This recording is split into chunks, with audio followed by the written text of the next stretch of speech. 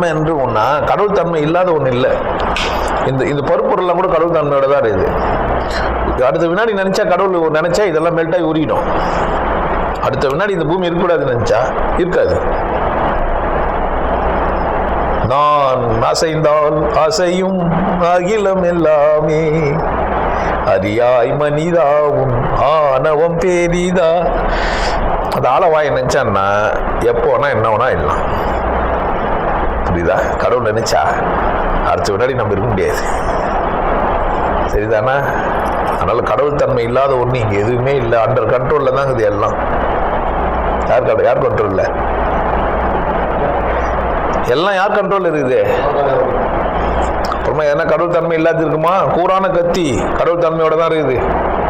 ரொம்ப மென்மையான மலர் கடவுள் தன்மையோட தான் இருக்குது. என்ன சாமியாரெல்லாம் போதிச்சிட்டானு உங்களுக்கு? பூ மாதிரி மென்மையா இருக்கிறது கடவுள் தன்மை உள்ளது, கூரா கத்தியா இருக்கிறது கடவுள் தன்மை இல்லாததுன்னு சொன்னீங்களாம். அத்தனையும் அதை பாருங்க, சூலாயுதம் வச்சுங்கிறான். சாமிங்கெல்லாம் பார்த்தீங்களா? கூரான ஆயுதம் வச்சுங்கதா? அன்பானவருக்கு ஏன் கூரான ஆயுதம்? புரியுதா உங்களுக்கு? கடவுள் தன்மைன்னா கடவுள் தன்மையற்ற ஒன்று இல்லவே இல்லை. எல்லாம் கடவுள் தன்மையோட தான் இருக்குது. நாம தான் கொஞ்சம் கூட விழிப்புணர்வு இல்லாமல் இருக்கோம். திரும்ப வரமாட்டாங்க. ஆமா, திருட பக்கா ஃப்ராடு பொய். ஆமா, முடியவே இல்லை. நீங்கள் சிவவாக்கியர் மட்டும்தான் அதை சொன்னாருன்னாங்க. என்னதிங்க மெகர் பாபாவும் அதுதான் சொல்கிறாரு, எல்லா ஞானிகளும் அதுதான் சொல்கிறாருங்க. இவனுக்கு திருடனுங்க இது ஒத்துக்கிறதுக்கு கூட்டம் என்ன பண்ணா? பாவம் தான். அந்த ஜெய்சங்கருக்கு இப்படியே கேட்டீங்களா? நீங்க நினைச்சுக்காதீங்க என்னோட மாணவனா தெளிவா இருப்பான்னு நினைச்சுக்காதீங்க. பைத்தியக்காரன் என்னன்னு கூட இருப்பான். ஏன்னா வியாபாரம் பண்ண இவரே வந்துருவாரு. நல்லா இருக்குது புதுசா ஒரு வியாபாரம், ஒண்ணுமே இல்லாம 10,000 ரூபாய் வச்ச ரகசியம் வர கேட்டுனாரு வரல, நான் சொல்லித்தரேன் அப்படின்றதுக்கு பதில் இவருக்கு தன்னாம இவர் பார்த்து இவரை ரெப்ரசன்ட் பண்ணி நீ குருவாடுறா நம்ம 2 பேரும் கமிஷன் எடுத்துக்கலாம் அப்படிலாம் பேசுவானுங்க. கவனமா இருங்க.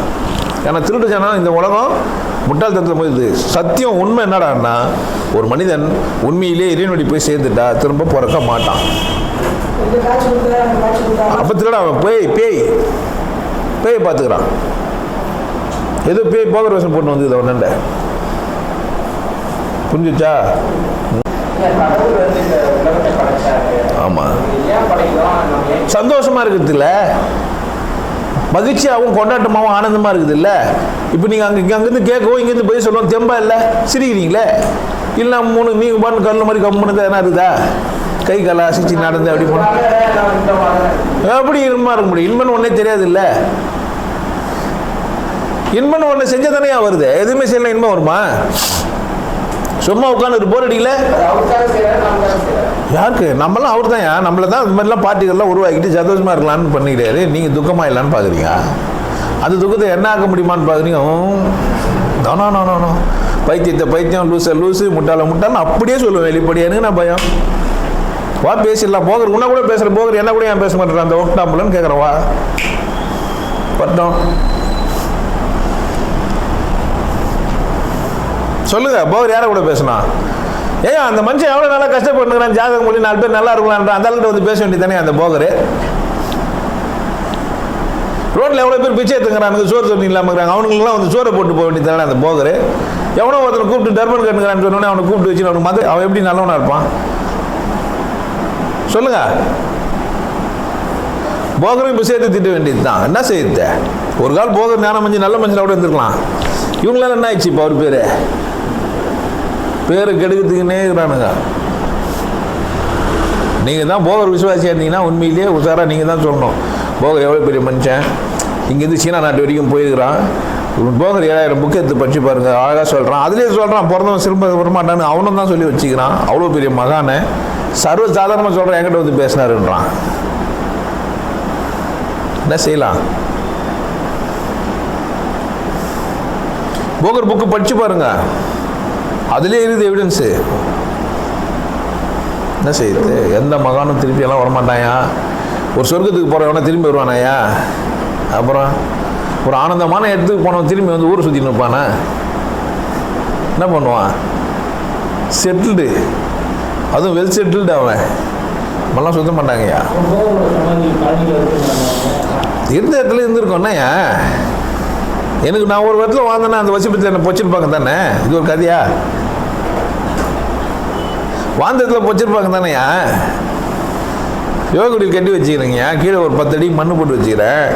சமாதி ஆனால் அங்கே பொச்சு வைக்கலான்ட்டு இருப்பனா இருக்க மாட்டேனா. சிலை பொம்மை இப்போ தான் என்ன கேட்டால் பேசுவோம். அங்கே வந்து பொண்ணான வந்து என்ன பேசுமா என்ன? சிவயோகி ப்ளீஸ் கொஞ்சம் வள்ளலாரை பற்றி பேசுங்க. இவ்வளோ அழகாக பேசி நிற்பீங்களே, என்ன எங்கே பேசும்? அது பேசுமா?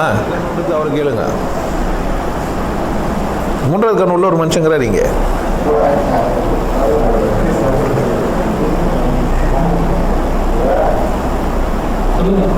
அதான் வரும், அங்கே துடிக்கும்,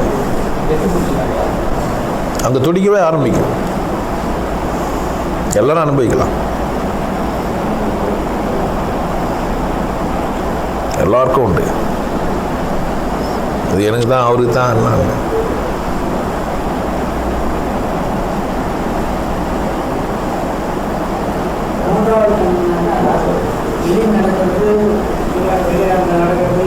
புரிஞ்சுக்கும், அறிவு கண் புரிஞ்சுக்க முடியும். பார்த்தோன்னே இருந்தாலும் சரி, இருந்தாலும் தப்புன்ட்டு.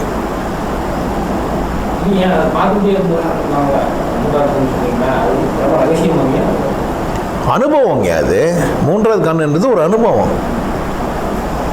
அனுபவமாக ஆகிடும். உங்களுக்கு 3வது கண் இருக்குதுன்னு உங்களுக்கு அனுபவம் ஆகிடும். பல்லுன்றது அதிசயமாக இருக்குதா? பருவப்பல் யாருக்கு வரும்? 16 வயசுக்கு மேலே வரும் 2 பல். 32 ஆகும்.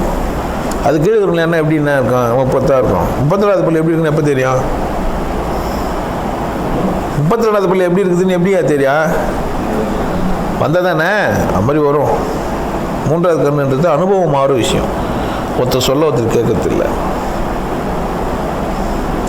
எவ்வளோ சொன்னால் பச்சை மிளகாய் காரமாக இருக்குதுன்னு தெரியும். அதான் இவர் சரக்கு அடிச்சுட்டு ஒரு நாள் ஏதோ ஆயிட்டுக்கிறாரு. அதில் அது 3வது கண்ணுன்னு இவர் முடிவு பண்ணிட்டாரு. இல்லை, நீங்கள் முடிவு பண்ணலங்க, அவர் முடிவு. தப்பு இல்லைங்க, அது அனுபவம் தான். ஆன்மீகத்தில் வழி தான், முயற்சி தான், தப்பு இல்லை. பக்தி தான், தப்பு இல்லை.